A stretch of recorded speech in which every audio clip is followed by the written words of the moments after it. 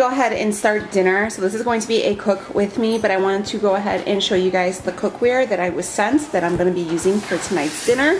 It is a 10-piece non-stick cookware. I believe it is also oven safe, and it has like all these, let's see what it says. Well, anyways, it's from the brand Cooker King.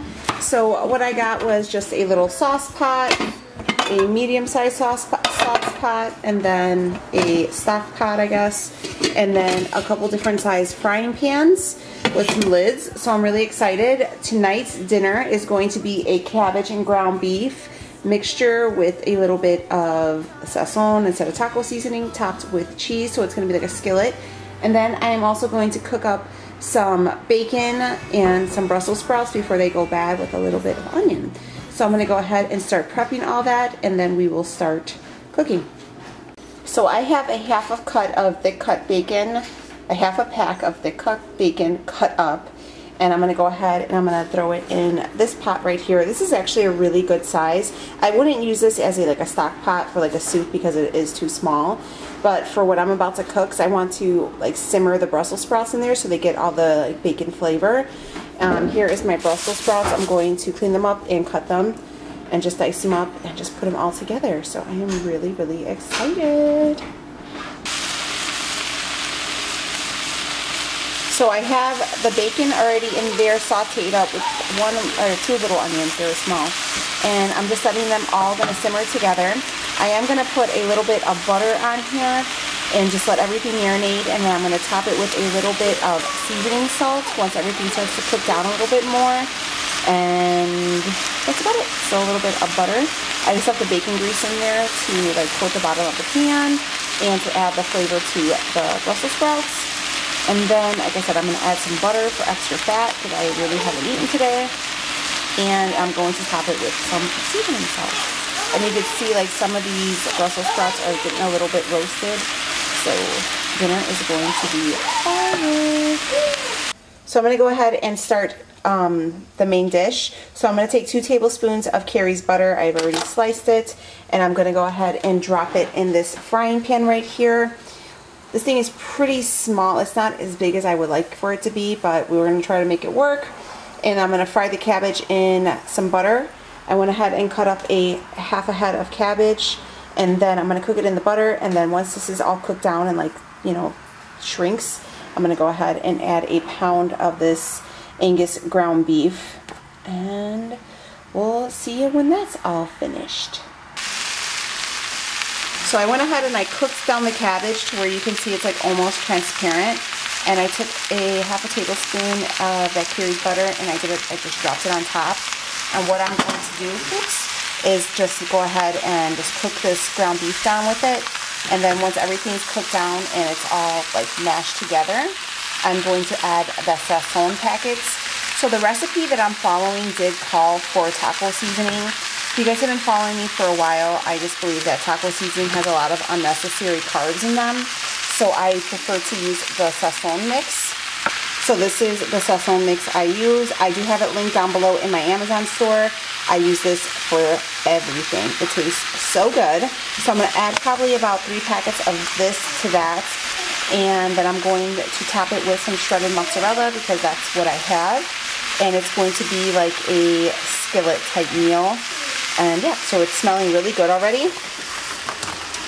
Here is the, here is the Brussels sprouts, bacon, and onion mixture. I went ahead and added some seasoning salt to it, just a little sprinkle. And I'm just going to let them steam down and cook in all the greases. These are going to be really, really good. I do have work tomorrow, so I can take this. And this is enough that, you know, Rhea loves this Brussels sprouts, and so does Leo. So these are going to be a good leftover for lunch and stuff for the rest of the week.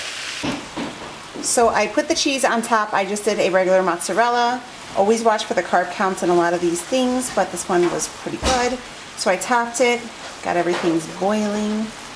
Doesn't that look so stinking good? I'm actually really surprised that everything did fit. These I think are a lot deeper than meets the eye. So yeah, I do like how smooth like the surface is though. It's like nothing's sticking. So what I'm going to do is I'm going to go ahead and I cut up some green onion. So I'm going to take some green onion and I am just going to sprinkle it on the top here, just for a little bit more crunch. And that's it. So I will show you dinner served up, but we're going to go ahead and think about a carb count.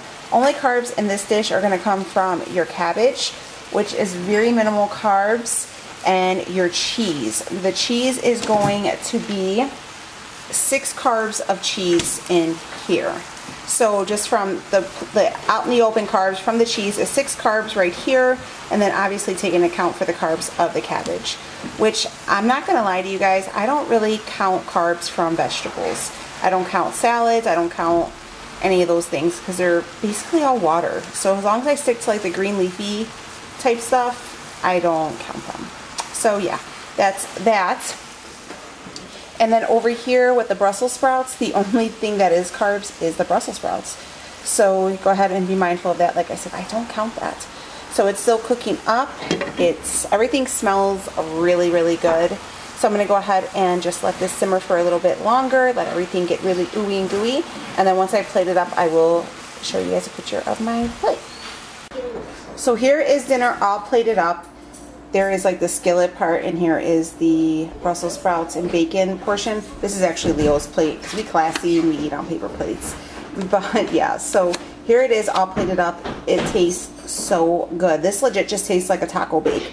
Like you would never know that there is the cabbage in there. The kids are eating it, so I don't want to say it too loud. But yeah, super delish. It looks kind of sloppy, but it's bomb. Onto these pans, it does come in like this little animal box. Your kids can play, or your cats can play in there. I'm not letting my Betty do that. But I do like the coating on these pans. I thought, you know, they aren't as deep as I would like it, to be quite honest with you. I like, you know, like I said, I have a big family and I have leftovers and stuff like that. So I would like something a little bit bigger. But I think for a small family, these would be perfect. They go ahead and they gave me a link and everything down below. So if you guys wanted to check them out, go ahead and do so. They have a bunch of different options. So, all right, guys, I'm going to go eat dinner. Thanks for watching.